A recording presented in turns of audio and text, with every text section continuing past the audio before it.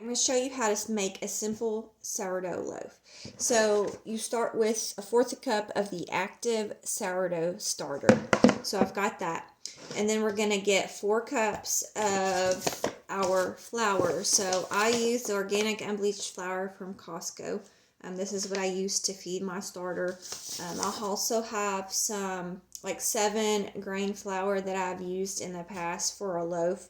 But when you begin to use those different types of flours, you're not going to get that traditional sourdough texture. So if you're wanting the traditional sourdough texture, this is what you're going to be using most of the time. So we're going to go ahead and do the 4 cups of flour. And we're going to add it to our starter.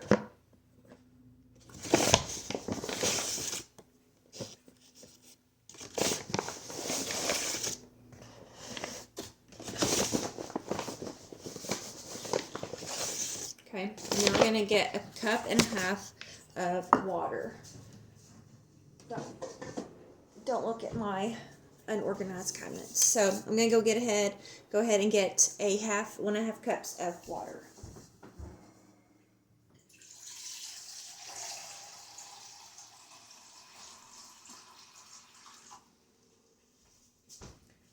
I'm going to go ahead and add that in. And then we're going to do 2 teaspoons of salt. So I use pink Himalayan salt. We're going to go ahead and get that in there. And then we're going to stir it up. And it's going to form a shaggy ball. And sometimes I've added a little bit more water just because I feel like it wasn't mixing in quite right. But it smells really good. Starter does.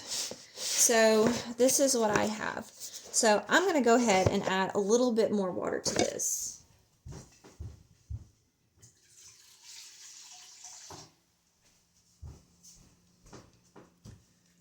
Just a little bit.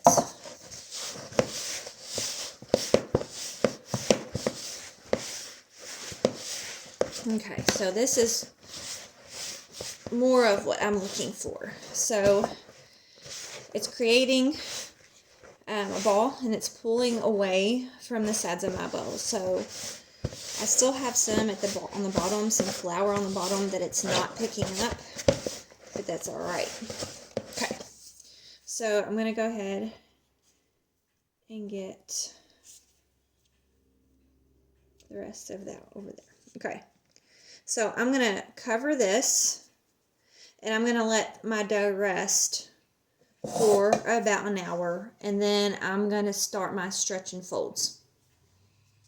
So now it's time to stretch and fold the dough. So I'm going to do this 4 times, 1 time on each side. Stretch, fold, stretch, fold,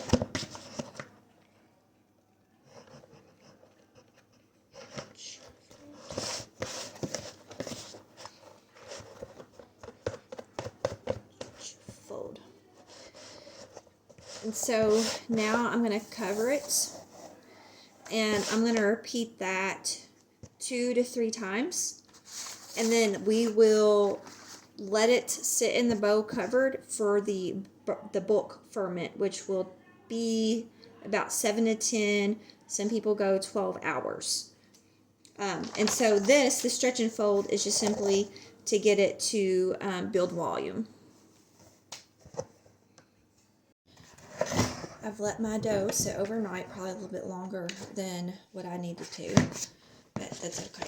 On the flour surface.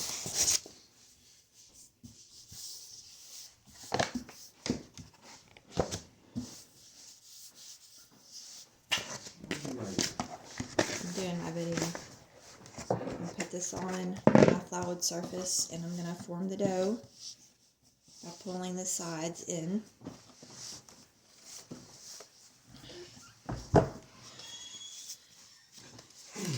stuffing it.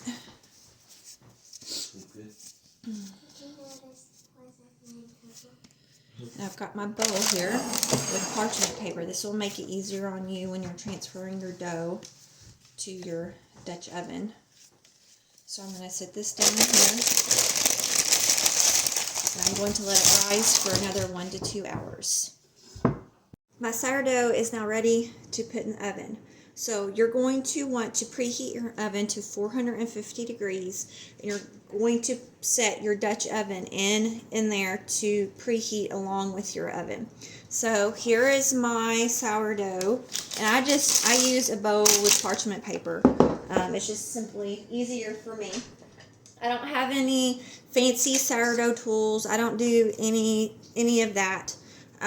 So I take scissors to kind of score my bread, which people would probably frown upon, but that's what I have. A knife doesn't work in my case, so I simply just do that. May not be pretty, but that's what I've got. So I lift this. See how easy it is when you use parchment paper? I lift it, I sit it in there, and I'm going to put my lid back on this. Keep in mind, your Dutch oven is going to be super, super hot. Make sure I've got a towel sitting on my counter. So just a heads up when you go to do all of this. So I'm going to go ahead and I'm going to stick this in the oven. I'm going to let it cook for about 25 minutes with the lid on. And then I'm going to take the lid off and let it cook for another 20 minutes or so until it's done. Go ahead and remove my lid and set it on the counter. I'm going to put this back in here. I'm going to set my timer for another 20 minutes. Time to get the bread out. Now that I've pulled it out of the oven, I'm going to let it sit. I'm going to let it cool before I cut into it.